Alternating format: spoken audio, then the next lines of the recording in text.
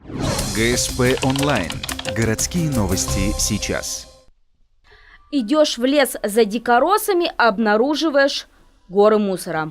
Наверное, это знакомо многим ухтинцам. С такой ситуацией столкнулась и Надежда Бабаева. Она обратилась к нам еще в сентябре, ужаснувшись состоянием лесной территории недалеко от города. Лет 5 назад мы любили отдыхать в этих местах, делится ухтинка, а приехав этой осенью сюда, ужаснулись.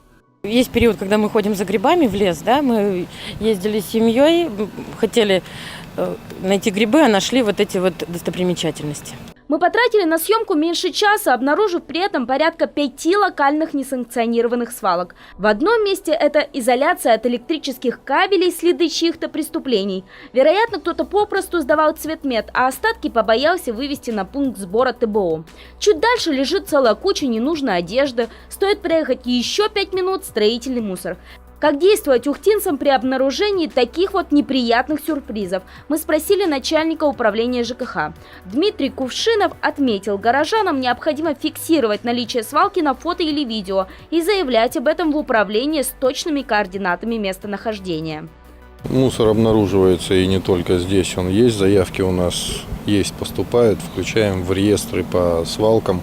По прошлому году мы много свалок убрали, в этом году в принципе планируем тоже. Но, наверное, все-таки да, от людей это очень сильно зависит, потому что не муниципалитет это привозит и вываливает. Мы пытаемся бороться.